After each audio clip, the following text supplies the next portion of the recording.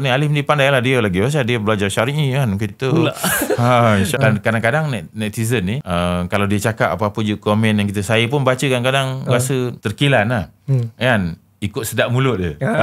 Itu kita tak nak. Jadi satu keistimewaan takaful ini, Alif, orang bukan Islam pun boleh ambil takaful. Membazir je apply takaful ni bukan dapat apa pun.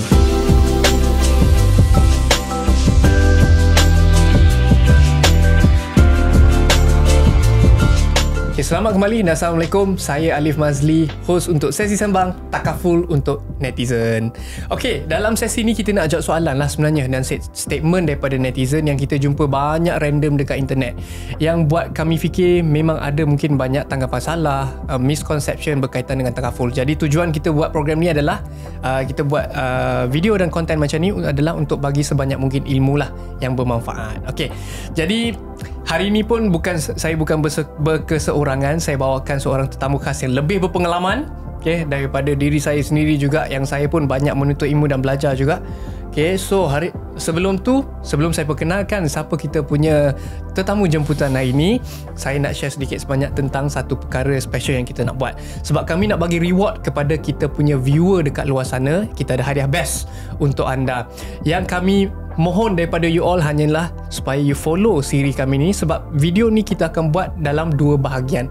So hari ni kita buat bahagian pertama, and then lepas tu kita ada bahagian kedua. Apa yang you kena buat? You hanya kena jawab dua soalan saja. Okay, soalan satu berada dalam bahagian satu, soalan dua, soalan dan jawapan dia ada dalam bahagian 2. So make sure you tengok kedua-dua bahagian. Okay, sebelum tu saya bagi teruslah di dalam bahagian yang pertama ni. Soalan dia berbunyi, takaful berasal daripada amalan suku Arab kaum Quraisy. Namakan amalan tersebut. So dekat mana jawapan pasal benda ni akan ada dalam video yang kita keluarkan pada bahagian yang pertama ni. Jadi make sure you tonton sampai habis dan jumpalah jawapan dia dekat mana. Okay, saya harap you boleh stay tune sampai akhir, sebab hadiah best menanti 10 orang pemenang. Cara penyertaan nanti pun saya akan bagi tahu di akhir video nanti, dan info lanjut anda boleh baca dalam caption dekat bawah. Okay, so kita akan terus kepada sesi perkenalan. Saya nak memperkenalkan kita punya tetamu khas yang berpengalaman yang kita jumpa hari ini. Orangnya hebat lagi segak, iaitu seorang peguam sivil dan perancang kewangan berdaftar syariah, iaitu Tuan Haji Rafi'i Omar, atau nama glamournya Mak Wasiat Malaysia. Tuan Haji. Okay, alright Tuan Haji, Assalamualaikum warahmatullahi. Waalaikumsalam warahmatullahi wabarakatuh. Khabar baik, terima kasih. Okey, terbaik Tuan Haji. Jadi hari ini tujuan dia seperti mana Tuan Haji dah maklum, kita akan jawab banyak soalan-soalan random yang netizen tanyalah. Selalu kita tengok kat Facebook, Instagram, Twitter apa semua ni kan. Jadi ada banyak tanggapan salah yang kita nak clearkan. Jadi sebelum kita bermula, biasalah kena ada mukadimah dulu kan. Selain terus pada jawab soalan, kita akan bagi sedikit sebanyak konsep yang saya harap Tuan Haji boleh kongsikan kepada netizen. Jadi saya nak minta Tuan Haji terangkan sikit lah tentang maksud takaful tu sendiri dan juga prinsip-prinsip asas yang ada dalam takaful. Baik, terima kasih. Saya tertarik tadi Alif kata banyak tanggapan salah. Jadi tujuan kita kalau boleh hari ini kita nak kongsikan supaya kita perbetulkan benda yang salah ni. Jadi yang tak betul tu kita betulkan. Sebab tu ada pepatah kata kita betulkan yang biasa. Dan kemudian kita biasakan yang betul. Gitulah. Sebenarnya takaful ni dia adalah satu muamalah. Dia orang panggil dia apa ni lah, cara kita berinteraksi antara satu sama lain. Jadi dia asal perkataan takaful tu jadi daripada perkataan kafalah. Kafalah tu bermaksud kita berkongsi lah. Kita sama-sama membantu kita jamin antara satu sama lain. Dia ni sebenarnya satu amalan yang telah lama ada. Islam benarkan, zaman Rasulullah SAW pun dah ada. Takaful ni pun ada tercatat juga dalam Quran tu dah ada dah. Yang mana masih tak jelas, takaful itu baik kan. Dia dibenarkan. Jangan salah anggap kan. Dia baik dan sepatutnya kita teruskan. Kalau itulah boleh membantu soalan pertama Alif tadi tu pada saya. Boleh, insyaAllah Tuan Haji. So beza dia mungkin dulu dengan sekarang. Kalau dulu mungkin tak ada macam takaful operator yang secara komersial kan. Mungkin itu beza dulu dengan sekarang lah. Dia kalau kita tengok sebenarnya, kalau kita tengok kita punya ibadat, misalnya ibadat wa aqimus solat wa atuz zakat, kan? Dirikan solat dan tunaikan zakat. Tunaikan zakat mungkin Rasulullah tunjukkan, kan? Dalam Al-Quran dia tak ada sebut solat tu kena berapa waktu, apa ni kan, macam ni cara nak buat 13 apa ni rukun dan sebagainya. Tapi kita tengok Rasulullah. Jadi dalam Islam ni kita punya amalan kita selain daripada diperuntukkan sebagaimana dalam Al-Quran, kita juga kena ikut bagaimana Rasulullah SAW melaksanakannya. Sunnah Rasul. Gitu. Jadi kita kena tengok itu sebagai contoh lah, insyaAllah. Kalau tidak nanti kita kata tak ada pun dalam Quran. Tak ada dalam Quran perkataan takaful ni, tak ada dalam Quran. Tak ada. Yang jadi, ada nanti benda lain nanti kita kongsikan, insyaAllah. Jadi saya rasa kita boleh ke soalan yang seterusnya lah. Boleh tak Tu Haji cerita sikit pasal sejarah dia? Sejarahnya ialah kita kan tadi kita amalan Rasulullah SAW kan. Jadi kita tengok di zaman Rasulullah SAW, sebenarnya Rasulullah melihat bahawa dalam suatu apa ni, ini sebelum Islam tu apa ni berkembang dengan jelas, ada amalan-amalan yang baik. Dalam apa ni suku kaum Quraisy ni, bangsa apa ni di Mekah, Rasulullah SAW tu tengok bahawa ada amalan yang disebut sebagai akilah, iaitu kaum ini dia saling membantu. Dalam suku kaum dia kan kita ada macam-macam Bani Hashimnya, Bani apa ni kan. Jadi dia orang ni perkauman dia kuat, dia punya Abbasiyah dia kuat. Jadi dia selalu membantu. Jadi amalan yang dilihat sebagai boleh diteruskan ini ialah apabila kaum itu menurut amalan apa ni aqilah ni, dia kalau ada daripada kalangan kaumnya yang ditimpa apa ni kesusahan, ditimpa kemalangan, ditimpa pembunuhan dan sebagainya, ataupun pasal kan dia orang kan berperang, bergaduh sama puak dia sentiasa tu, kan? Dia kalau membenci tu, saling memusuhi antara satu sama lain tu, memang amalan jahiliah. Tapi ada yang baiknya dalam amalan itu ialah mereka membantu antara satu sama lain. Jadi jikalau misalnya satu ahli kaum terbunuh dan didapati orang yang membunuhnya pun bersalah, maka ada denda, itu dipanggil diat. Diat. Jadi maksudnya di situ mereka melindungi ahli kaum masing-masing lah. Jadi bila Rasulullah melihat benda itu sebagai satu yang baik, Rasulullah kata itu melindungi antara satu sama lain, amalan aqilah tu boleh diteruskan, tak ada masalah. Jadi hari ini kita kenali proses ni sebagai melindungi antara satu sama lain, kan? Perlindungan. Itulah takaful, insya-Allah. Okey. Terima kasih Tuan Haji. Jadi soalan seterusnya lah yang sebab banyak netizen juga tanya, sebab hari ini kita bukan saja ada apa ni kaedah perlindungan, kita ada dua lah. Satu yang insurans sebelum ni pun memang dah lama ada. Yang sekarang ni yang dipopularkan sekarang pun kita nak ketengahkan dalam konten ni adalah takaful. Ya, betul. Jadi sampai hari ini pun masih lagi ada netizen yang tak jelas apa beza antara insurans dengan takaful. So boleh Tuan Haji jelaskan sikit. Kita kalau pergi apa ni keluar negara, kita nak cari makan, kita cari tempat yang ada tulis tanda halal gitu kan. Kita tak masuk. Kat sini pun di Malaysia, misalnya kita ambil lah kan makanan-makanan yang kita tak tahu status dia, tapi bila kita nampak halal, kita masuk. Kan? Jadi begitulah juga yang saya nak kongsikan ni. Takaful ni dia tak ada cok halal. Kan? Dia tak ada cok halal, tapi dia dah memang halal dah. Dan dia memang baik dah. Dia memang berbeza sungguh dengan insurans lah. Jadi bila kita cerita tentang halal haram, kita kena cari nas yang hakiki dulu lah. Jadi kita mana nak tahu benda ni halal tidak, kita rujuk. Misalnya kalau tuan-tuan tahu tentang makanan, saya sebut makanan tadi, maka surah Al-Ma'idah menjadi rujukan kita, sebab dia bercerita tentang hidangan kan. Dalam tu pun ada terang tentang orang tak boleh makan apa ni, babi kan, tak boleh itu kan, tak boleh minum arak kan, tak boleh makan bangkai. Tapi dalam Al-Quran tu disebut dengan jelas dalam surah ni tentang apa juga yang mati keluar daripada laut, makanan laut sebenarnya halal belaka. Sedangkan bangkai melainkan dia kata kan. Tu dia apa ni, Alif ni pandai lah, dia lagi pasal dia belajar syar'i kan gitu. InsyaAllah. Tok Haji belajar dulu daripada saya berpuluh tahun tu. Betul. So, sebab tu nak nampak benda ni supaya kita jelas dalam kita nak membedakan halal dan haram ni, kita punya perspektif kena luas.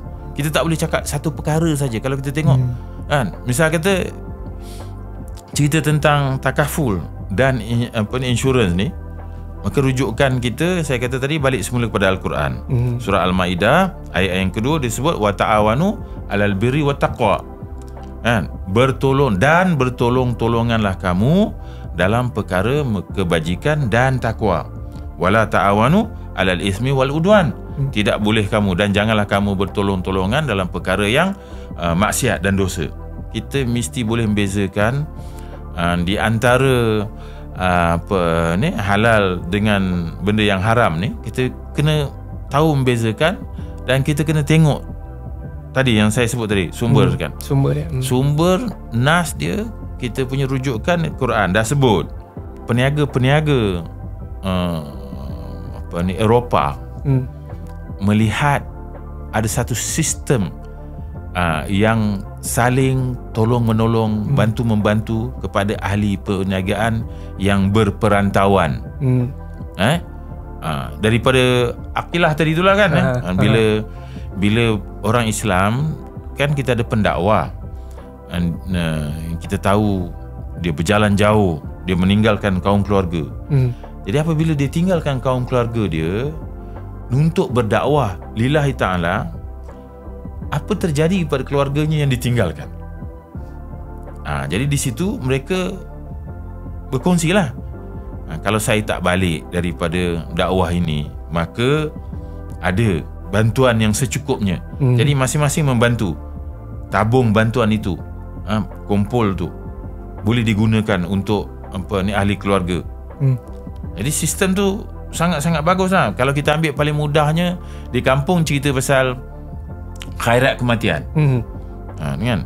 Kalau ada di kalangan ahli karya tu meninggal dunia, duit tak ada, daripada tabung itulah digunakan. Itu mudah sangat.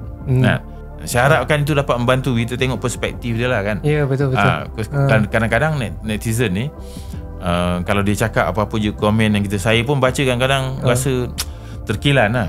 Kan? Ikut sedap mulut dia. Itu kita tak nak. Jadi saya harap tuan-tuan kena ikut sedap fikiran kan. Jadi ada ilmu, nak bercakap mesti ada ilmu, insya-Allah. Jadi sebenarnya takaful ni bukanlah produk baru yang dikomersialkan. Tidak, konsep tu sudah ada lama. Okey. Baik. Alright, baik. Terima kasih banyak Tuan Haji. Sama-sama. Okey, so kita akan pergi kepada segmen yang seterusnya, iaitu segmen 2. Segmen kedua ni kita nak pergi kepada common misconception lah. Jadi ni common yang soalan yang selalu netizen tanya juga. So diorang nak tahu macam mana pula dengan unsur-unsur yang tak patuh syariah. Okey, dan macam mana dia dikeluarkan, elemen-elemen ni dikeluarkan untuk jadi produk takaful yang patuh syariah. Nah, macam mana unsur-unsur halalnya tu kan? Jadi unsur-unsur halalnya tu dia asing lah, diaturkan ikut konsep dia, balik pada sejarah yang kita sebut tadi. Maka takaful itu adalah saling bantu-membantu. Macam mana nak bantu? Jadi kita sediakan tabung. Alif masuk, saya masuk, Mun masuk, masuk dalam tabung tu, saling membantu. Kita ada tabung kita. Apa-apa terjadi dalam tabung tu, ada bantuannya. Jadi senanglah kita. Jadi itu proses dia dah buat, tak ada masalah. Dan duit tu maka tidak bolehlah dilaburkan dalam pelaburan yang ada riba dan sebagainya. Maka dia kekal halal. Kekal halal. Dan duit tu dah ada dalam tabung kan. Jadi kita yakin ada kan, pasti ada. Bila ada pasti dia bukan gharar. Dan tidak dijudikan pun. Kita tak ada kalau aku mati nanti kan dapatlah duit tu pada family. Jadi macam mempertaruhkan nyawa pula kan. Dia tak ada unsur-unsur macam tu. Itu yang kadang-kadang netizen cakap tu. Kan tak ada.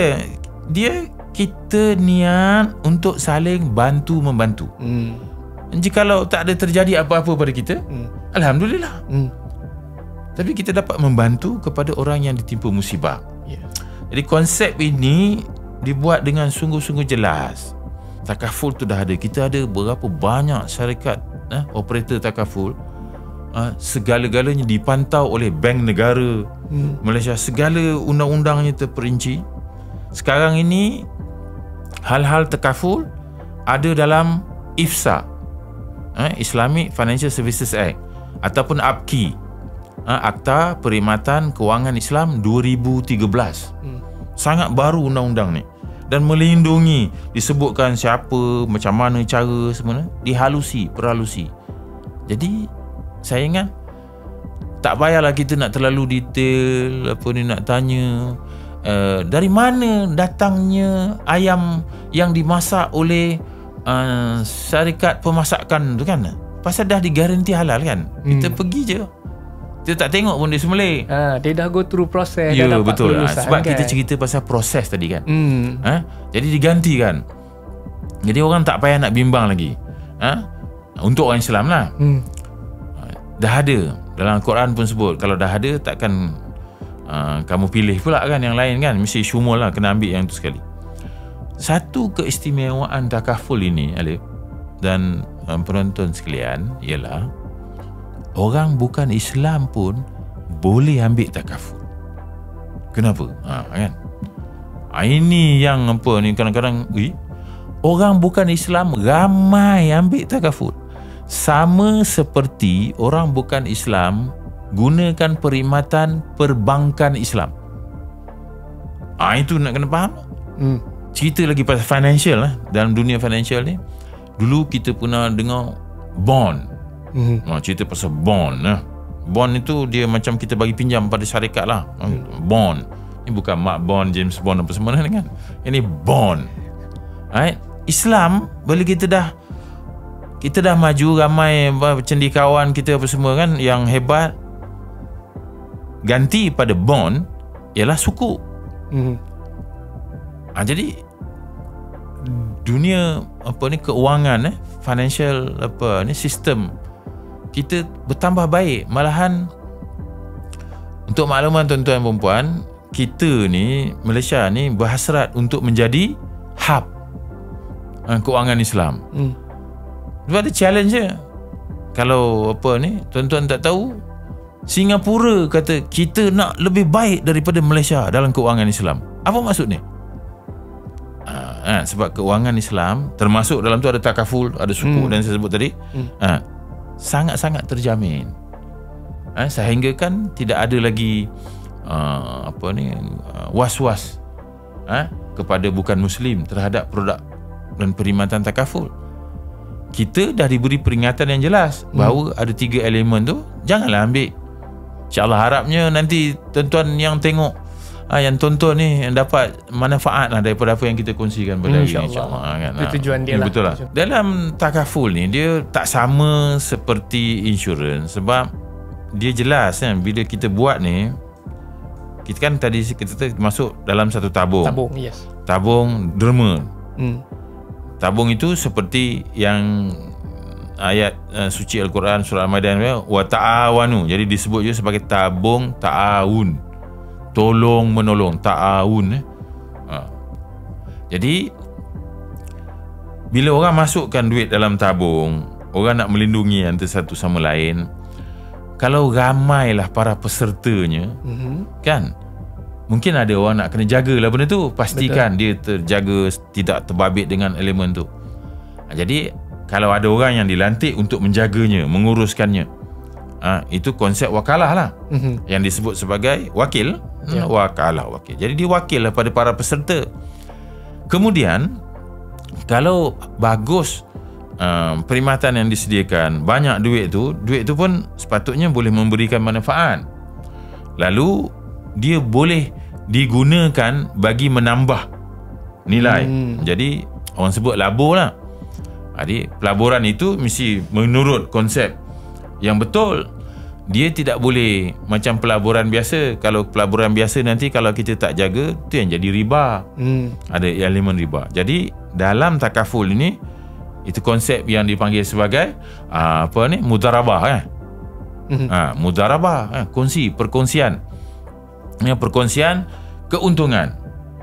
Jadi orang tu pun okeylah, taruh tak banyak, tapi kalau ada keuntungan dikongsikan, boleh memberi pulangan yang banyak.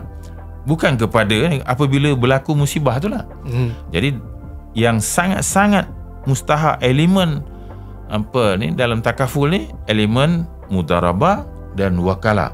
1988 saya dapat jumpa dengan almarhum Tan Sri Profesor Ahmad Ibrahim ni. Dia bagi kesedaran, dia kata anak muda, dia beritahu masa tu saya muda sungguh lah kan. Anak muda, dia kata macam you all lah yang penonton sekarang ni. Jadi tu pesanan, saya sampaikan pesanan kita ni daripada orang yang hebat. Dia kata anak muda, kita orang Islam, kita kena hidup dalam Islam, kata dia. Itu yang diperkenalkan lah. Perkataan-perkataan ni kita ubah dan apa ni sebagainya lah, untuk menjurus menjadi kita ni Islam yang sempurna lah. Bukan sahanya pada makan, bukan hanya pada pakaian kan kita, tapi bila bab kewangan tak perlu, tak kisah. Itu peringatan pada kita lah, insya-Allah. Okey, insya-Allah. Okey. Terima kasih Tuan Haji. Okey, so kita terus ke segmen yang seterusnya juga. Okey, topik yang seterusnya. Kita nak cover sikit tentang proses dan juga pengurusan. Okey. So model dengan struktur dalam takaful tu macam Jadi saya sebut tadi, tuan-tuan, perempuan, Alif, konsep yang jelasnya ialah dia wakalah, dia mudarabah. Jadi siapa yang pandai buat benda ni kan? Kita berdua, kita mestilah nak mencari operator kan. Misalnya banyaklah operator yang ada Great Eastern Takaful gitu kan, Great Eastern Takaful Berhad. Yang kita kongsikan ini lah. Ada banyak lagi operator lain. Mereka ni adalah pakar yang akan menguruskan, memastikan bahawa perjalanannya betul. Jadi macam saya sebut tadi lah, mereka yang akan gunakan pergi cari peluang-peluang bagi menambahkan nilai pada tabung yang kita ada tu. Of course, apabila mereka jadi wakil kita dalam menguruskannya, mereka berhak kepada fee. Kan? Jadi adalah fee dia, upah dia panggil menguruskan benda ni. Jadi ada, walaupun orang tak, tapi saya pernah berdepan dengan kata-kata yang sinis lah. Kita masuk takaful ni sebenarnya untuk bayar gaji pekerja-pekerja operator, kata dia. Tabung tu digunakan. Jadi saya nak jelaskan bahawa dalam tabung tabaruk tu dia bezakan lah antara caruman, simpanan, dia kata akaun peserta. Itu beza kan. Akaun peserta maksudnya duit tu tak diganggu. Fee tu lain. Jadi dia dah memang jelas lah. Kemudian nanti kalau ada keuntungan, dia akan masukkan balik. Kalau ada keuntungan yang banyak, sebagai wakil, sebagai operator, mereka juga boleh dapat. Pasal kan mudarabah, berkongsi. Mudarabah berkongsi keuntungan. Jadi sudah tentu dia menjadi insentif kepada operator takaful untuk membuat keuntungan yang sebanyak mungkin. Jadi dia tak pakai duit daripada peserta kan. Jadi tu kena faham tu konsep yang berbeza. Jadi kita tak boleh kata saya kasih duit dekat dia, nanti dia belanjakan, dia buat bangunan besar-besar, dia hidup mewah, kita tak dapat apa-apa. Itu kena pisahkan tu. Sebab akaun peserta dalam saling bantu-bantu, itu akaun perlindungan peserta, itu terjamin selamat. Yang itu yang hebatnya, itu yang sempurnanya. Berdasarkan hukum Islam, insya-Allah. Saya nak baca sikit. Ada netizen cakap, membazir je apply takaful ni bukan dapat apa pun. Ini kita kutip lah daripada online kan. Membazir je apply takaful ni bukan dapat apa pun. Bayar saja tapi tak dapat apa-apa, katanya. Okey. Ada orang yang rasa rugi mencarum tak dapat apa-apa. Jadi macam mana takaful yang kita carum ni untuk menyokong pengurusan kewangan kita, dan apa peranan takaful dalam pengurusan kewangan Islam? Okey. Yalah, dia kata macam membazir. Dia kata macam bayar tak dapat apa. Macam tu. Jadi kita tanya balik. Saya kalau orang ni kita buat perbandingan lah. Kalau dia tak bayar macam mana?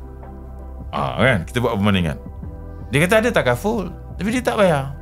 Dia tak nak masuk pun takaful tu, tak nak jadi peserta takaful. Apa akan jadi? Kerana tak nak membazir kan, disimpan duit tu. Apabila ditimpa musibah kan, misalnya ada kemalangan, kaki harus dipotong. Misalnya lah saya sengaja nak melakukan, kakinya harus dipotong akibat kemalangan tu kan. Entahlah, merasakan kesakitan kaki akan dipotong gitu kan. Mana nak cari belanja kosnya. Itu kita faham dulu. Kan kita kalau nak buat perbandingan mesti apa ni lah, clear kan definition dia. Kena asingkan kiri dan kanan. Jadi kalau ada dia ambil perlindungan takaful, dia mencarum, tak banyak mana pun sebulan RM100 dan sebagainya. Sekarang pun dah apa orang kata berpatutan dengan very kompetitif dan orang tak ada masalah sepatutnya. Dan betul. Sikit pun jadi dia pun masuk. Berlaku kemalangan, dia nak kemalangan ke tidak? Tak nak kan? Tapi sekarang berlaku kemalangan. Dan janji tadi kan peserta-peserta takaful lain akan membantu kan. Jadi operator akan pastikanlah bahawa akan digunakan duit dalam tabung ta'awun tadi untuk menjelaskan, menguruskan bayaran kos potong kaki. Tentu dia akan berterima kasih kan. Jadi baru dia akan nampak, hebatnya aku baru bayar sikit dah. Jadi tak adalah bazir situ. Namun kalau dia mencarum dan tak pernah pun berlaku apa-apa kejadian menimpa dia, kan itu lebih baik kan. Lebih baiklah bagi dia, sebab dia tak naklah ditimpa oleh musibah. Kalau ditimpa musibah, adalah peruntukannya kan, adalah bantuannya. Jadi dia kata bazir. Jadi di sini saya nak kongsikan bahawa sangat-sangat istimewa perkongsian ni. Kita tak claim, tapi orang lain claim. Kita tak ditimpa musibah, orang lain ditimpa musibah. Dan duit kita yang kita tabungkan tu digunakan untuk orang yang claim tu. Apa perasaan kita? Kan seronok tu dapat membantu orang lain. Dan kita melihat tragedi berlaku pada orang tu, musibah berlaku pada orang tu, kalau aku pun begitu juga, terjamin. Tapi kita tak claim, dia tidak membazir. Sebab Allah Ta'ala kata itu kan kebajikan. Saya baca surah tadi, Al-Ma'idah tadi, ayat yang kedua tu, wa ta'awanu 'alal ismi wal udwan. Bertolong-tolonganlah kamu mengerjakan perkara baik dan takwa. Kan? Itu jadi kita kata wa ta'awanu 'alal ismi wa taqwa wa la ta'awanu 'alal ismi wal udwan. Is dengan takwa, kebajikan. Jadi bila kita cerita kebajikan ini dapat pahala.